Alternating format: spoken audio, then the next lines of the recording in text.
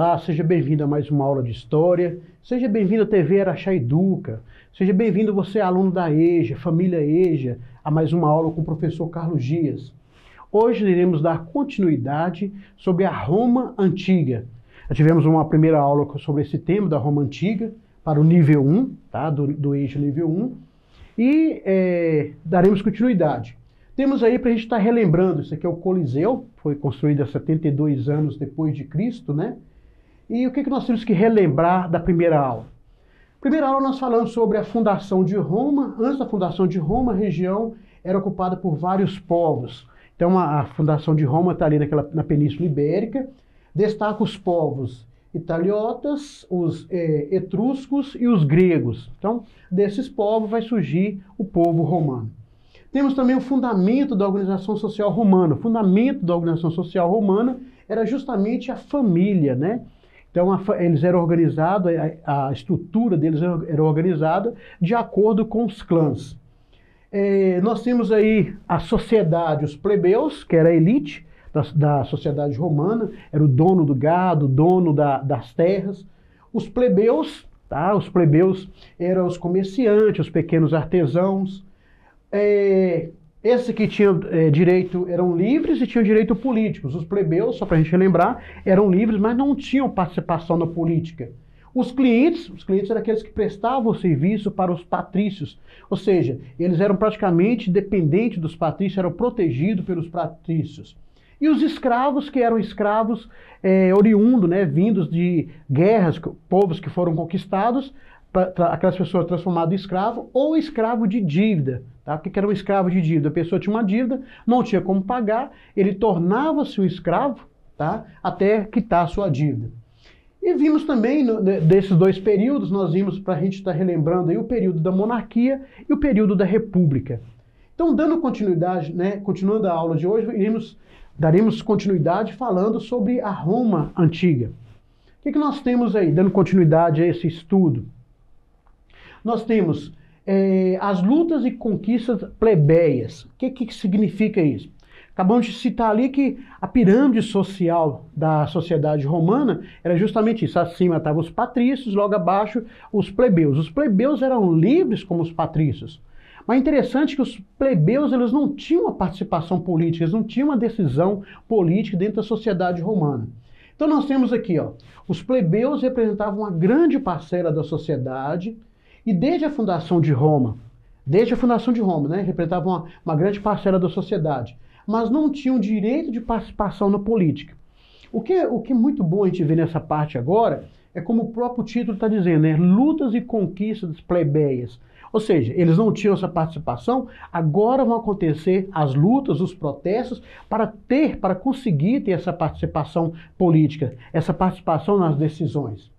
Então nós vamos ter... eram obrigados a abandonar suas propriedades para defender a cidade. Então, em tempo de guerra, esses plebeus eles eram obrigados a largar suas propriedades, largar o campo e ir para a guerra. E o que acontecia? Um fato interessante que acontecia sobre isso, que o fato de largar a produção e ir para essa guerra, para participar da guerra, para defender a cidade, eles deixavam de produzir. E deixando de produzir, os empréstimos atrasavam, era comum, tá, eles ficarem sem pagar os empréstimos. Com isso, lembra que nós falamos dos escravos? Eles tornavam escravos. Então, pelo fato deles não conseguirem pagar as suas dívidas, tornavam-os escravos. E com isso também, isso motivou diversas revoltas desses plebeus. Por exemplo, nós temos uma revolta deles de 494 a.C., quando eles foram convocados para a guerra, eles falaram, não, nós não vamos para a guerra. Foi a chamada Revolta do Monte Sagrado. E eles fugiram para esse monte e falaram assim, olha, enquanto não atenderem as nossas reivindicações, nós não iremos lutar, tá? Nós não iremos defender. Eles não aceitaram mais isso. Por que eles não aceitaram? Porque toda vez que eles iam, deixavam de produzir. As suas dívidas aumentavam, os seus empréstimos aumentavam e não tinha como pagar. E com isso eles tornavam-os escravos. Então, mediante essa situação, né, da possibilidade de tornar escravo, e muitos tornaram escravos, viu pessoal? Muitos viraram escravos. Diante da situação, eles fugiram para essa, foi chamado de Revolta do Monte Sagrado. Então eles pressionou quem era o topo da pirâmide social, justamente os patrícios, que eram donos das propriedades, das grandes propriedades, eles eram dono do gado, era a elite da sociedade romana. Então, pressionado, os patrícios foram obrigados a criar o cargo de tribuno da plebe. Olha que interessante, tribuno da plebe. Então, os plebeus que antes não tinham participação política, agora têm um cargo chamado tribuno da plebe. A princípio, eram eleitos 2 pessoas para ocupar esse cargo de tribuno da plebe.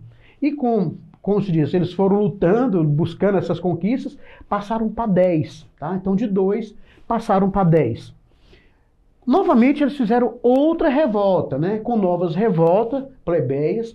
Em 450 a.C., é bom a gente observar as datas aqui, eu gosto de colocar as datas para vocês terem noção. Aqui a primeira é 494 a.C., que eles conseguiram fazer com que criasse o tribuno da plebe. Então, no ano 400 a.C., né, as leis passaram a ser escritas. O que significa, pessoal? Antes, as leis eram passadas por costumes, de forma oral. E isso a lei dependia muito do governante, quem estava no poder. E pela lei de forma oral, acontecia que os plebeus eles ficavam prejudicados, porque essas leis favoreciam sempre os patrícios. Então, eles fizeram outra revolta plebeia, e eles exigiram que essas leis fossem escritas. Assim surgiu a chamada Lei das 12 Tábuas. Essas 12 tábuas de cobre, que continham as regras dos antigos costumes, e que beneficiava os plebeus. Então, antes, uma lei oral que não tinha participação, não beneficiava os plebeus, tá? Na verdade, as leis, por fato de ser oral, transmitido de forma oral, beneficiava sempre os patrícios. Agora a lei passa a ser escrita. E essa lei escrita agora vai beneficiar quem? Os plebeus. Então, a criação de várias dessas leis, tá? Fez algo interessantíssimo. A divisão do direito. Eu até anotei aqui no rodapé, não sei se vocês vão perceber, mas aqui está, o direito público, tá? Aquilo que está voltado do cidadão com o Estado, garantindo o direito do cidadão e o Estado.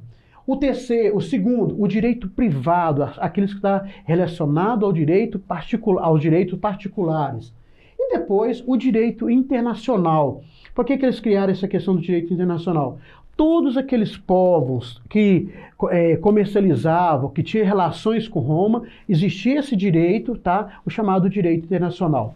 Então, tudo isso surgiu, olha para vocês, preste bem atenção nesse detalhe aqui, a partir das revoltas dos plebeus. Então, com a revolta dele, a primeira revolta, o que eles conseguem? Eles conseguem ter direito a criar um cargo, tribuno da plebe, que era apenas 2, passa para 10. Outra revolta, eles fazem com que as leis deixam de ser leis transmitidas somente oralmente, tá? De forma oral, e passa a ser agora escrita. Por que eles lutaram para isso? Antes, a lei oral beneficiava sempre os patrícios. Agora, com a lei escrita agora, eles também foram beneficiados. Criaram-se a lei das 12 tábuas. E houve a divisão aí, no caso, interessante isso aí, houve a divisão do direito. Primeiro, o direito público, o direito privado e o direito internacional. E o mais interessante, desculpa estar repetindo essa palavra interessante, é muito bom a gente ver um pouco da história, a gente ver das origens. Esse direito da divisão do público, do privado e do direito internacional, isso reflete até hoje. Os países utilizam esse mesmo princípio desse direito. Inclusive, nosso país, o Brasil, usa esse mesmo princípio. Algo que é de 450 anos antes de Cristo, que foi conquistado lá pelos plebeus, é utilizado hoje. É claro, de forma diferente, mas os mesmos princípios, tá bom? Dando continuidade aí, todos os povos, eles visaram, né, expandir os seus territórios, expandir o seu império. E Roma não foi diferente. Ocorreu também o que nós chamamos de expansionismo romano. Tá? Então Roma também criou, lembrando que Roma, a primeira ocupação, pessoal, surgiu ali na Península Itálica. Tá?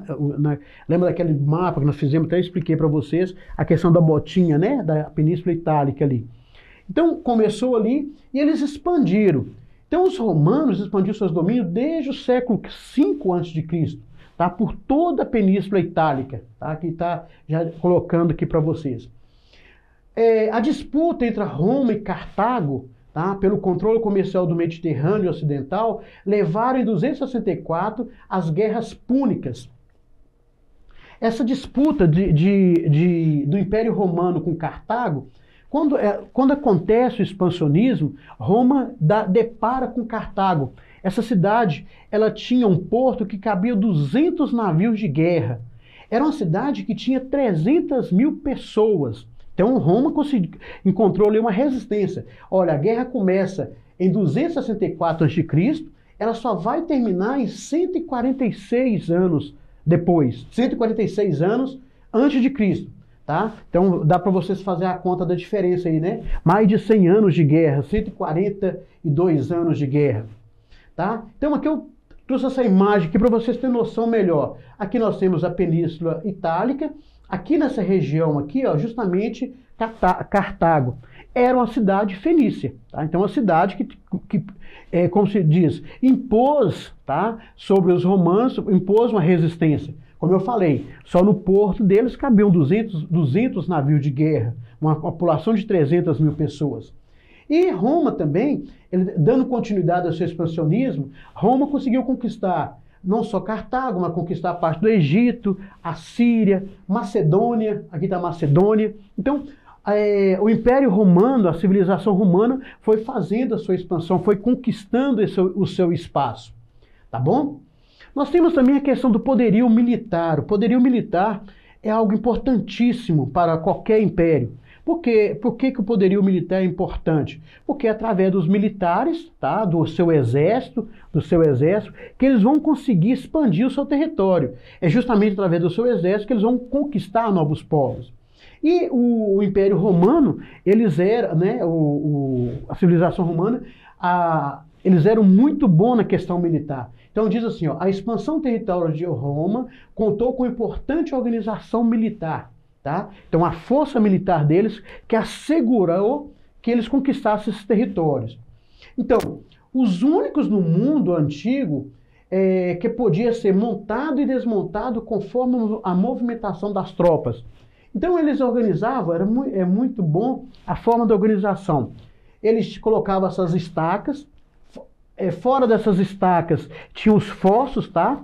Então era tudo de forma bem organizada, né? A parte dos comandantes, a parte que cabia aos soldados. E esse destaque aqui, o mais interessante, que ele era um que podia ser montado e desmontado de forma rápida, conforme a necessidade que eles precisavam. Tá? Talvez precisava de um número menor, desmontava e já partia para frente. Então, era um exército muito organizado. Por isso, o poderio militar romano, tá, conseguiu expandir tanto, chegar em tantas outras regiões, até no Egito. Nós vimos lá Síria, Egito, Macedônia, tá bom? Fenícios, tá bom? No caso de Cartago, né? As consequências dessas conquistas. Toda conquista territorial, todo combate com outros povos, todo encontro com outros povos vai gerar algumas consequências, seja elas positivas ou até mesmo consequências negativas. Aqui eu enumerei alguns pontos que são essenciais para você, aluno da EJA, entender, tá? O que mudou no Império Romano, o que mudou para os romanos com essas conquistas militares, com esse expansionismo. Então nós temos a formação de latifúndios. Quando usa a expressão latifúndio, você vai ver muito falar na história sobre latifúndios. São o quê? São grandes proprietários de terra. Por exemplo, quando fala da história do Brasil, fala latifúndio. Quando fala do feudalismo, fala latifúndio. Então, a formação de grandes latifúndios. O envio de riquezas, né, da região conquistada para Roma, então, de uma certa forma, criou uma desigualdade social, tá? Aumento do número de escravos, que é muito importante, porque a mão de obra escrava, lembra que lá no início nós falamos que o escravo ele poderia ser feito de duas formas. A conquista através de guerra dos povos, dos romanos conquistando outros povos, e a conquista por dívida. Tá? Antes que eu esqueça de citar aqui, não, deixa eu acabar de concluir esse raciocínio. Então essas duas formas, a conquista por dívida e a conquista de povos, né, por guerra. Então, o aumento do número de escravos, a mão de obra escrava, tá? O escravo tornou-se a base da mão de obra romana. Tá? Então, tudo agora gerava, em termos de mão de obra, gerava em torno dos escravos. É resultado dessas conquistas. Nas lutas dos plebeus lá, não comentei, cabe comentar agora, porque eu falei do aumento dos escravos, os plebeus conseguiu também colocar fim à questão da escravidão por dívida. Tá? Lembra que eles eram os mais prejudicados. Quando eles iam para a guerra, tinha a dívida, eles não conseguiam pagar a sua dívida, então tornava-se escravo. E nessas revoltas que os plebeus realizaram, eles conseguiram colocar fim na escravidão por dívida. Tá? Então, voltando aqui nas conquistas novamente, qual que eu falei aqui dos escravos, que eu lembrei e eu não citei lá. O enfraquecimento das instituições romanas, tá? Com o fortalecimento dos generais. Então, à medida que conquistavam mais territórios, esses generais, tá, que estavam à frente dos exércitos, eles tornavam-se mais fortes. E a instituição, toda a estrutura, as instituições romanas, se enfraquecia perante o fortalecimento desses generais. Tá? Nós temos aí também, devido à desigualdade social, essas conquistas mostrou uma desigualdade social, aconteceu muitas guerras civis, tá? Guerras, quando a gente cita guerra civil, só para você entender melhor, a guerra civil é o confronto dentro do próprio país. Tá? Um exemplo, imagine vocês que temos uma guerra de Minas Gerais contra o estado de São Paulo. Tá? É uma guerra civil, uma guerra interna, tá bom? Então, as guerras civis eram guerras internas. O surgimento também de novos grupos sociais. O que são esses grupos sociais? Eram os grupos que estavam ligados à expansão comercial. Então, mercadores, banqueiros, surgiu também a partir dessa expansão territorial. E também dos plebeus, tá? Essa sociedade, os plebeus, que eram os chamados proletariados, tá? Eram chamados de proletariados por causa dos filhos que eles tinham, das proles que eles tinham.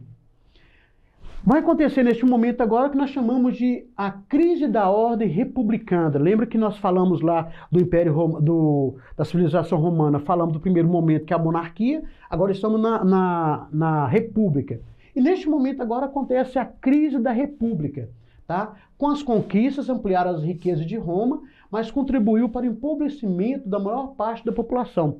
Tá? Então, imagine vocês, eles cresceram em termos de expansão territorial, foi enviada riqueza que era conquistada desses povos para Roma, mas isso gerou o quê? Uma desigualdade social. Por isso que aconteceu as revoltas, aconteceu as guerras civis.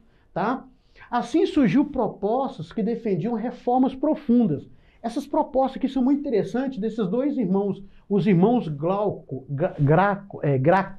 tá? Então são esses dois irmãos aqui. Olha que propostas interessantes. Tibério Graco, que é eleito em 1173, ele era da plebe, da tribuna da plebe. O que ele propôs? Ele propôs uma reforma agrária. O que era essa reforma agrária? Ele dizia o seguinte, que as terras deveriam ser ocupadas só o necessário. Aquelas terras que estavam sobrando, e eram as terras de quem, pessoal? Dos patrícios. As terras que deveriam estar sobrando, passar para os camponeses, passar para os que estavam precisando. O que aconteceu com ele? Ele foi assassinado juntamente com seus 300 seguidores. O outro é o irmão dele, o Caio Graco. Tá? Foi tribuno também de 123 a 122. A proposta dele é um pouco diferente. Ele conseguiu a aprovação da lei fumentária. O que é essa lei? Era a distribuição de trigo por preços mais baixos. Então, estava produzindo trigo, seria distribuído por preço mais baixo. Ele foi pressionado também e também morreu, tá bom? Ele morreu também mediante essas pressões que ele sofreu. E, por final, o poder dos generais. Generais conquistadores dispunham o controle do governo com antigos políticos. Então, esses generais aqui, lembra que nós falamos que a república começa a entrar em crise justamente por causa da expansão. Os generais a cada momento se tornavam mais fortes. Então, vamos citar dois generais. O primeiro dele é o general Mário. Ele foi eleito 6 vezes consecutivo cônsul, até no final do século II a.C. E olha o que ele fez. Ele modificou a organização do exército. Então, como que ele modificou essa estrutura do exército? Ele passou a pagar soldo para os seus soldados, para o pessoal que fazia parte do seu exército, e espólio de guerra. O que é espólio de guerra? Tudo aquilo que era conquistado, ele dividia entre os seus soldados. E no final da carreira militar desses soldados, no final da carreira, ele recebia um pedaço de terra. E por final nós temos o Silas, que ele defendia os interesses agora da aristocracia. O Silas estabeleceu uma ditadura e ele perseguiu os líderes populares. Ele perseguiu, matou, mandava matar e premiava aqueles que matavam, tá bom? Então o Silas implantou uma ditadura.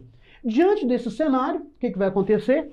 Com crescente crise e estabilidade das lideranças políticas e sociais, estabeleceu 60 anos antes de Cristo um acordo de formação de um governo de 3 indivíduos. Então antes estava lá o Mário, depois o Silas, foram 3 indivíduos. Formou-se então o primeiro triunvirado, tá, romano, que vai ser o Júlio César, o Craso e o Pompeu. Pessoal, aqui nós temos uma imagem para estar encerrando essa aula de hoje. Nós vamos dar continuidade a esse tema, fazer uma revisão. Então temos aí o panorama urbano de Roma, tá bom? Bons estudos, a você da EJA, muito obrigado por acompanhar nossas aulas e até a próxima aula.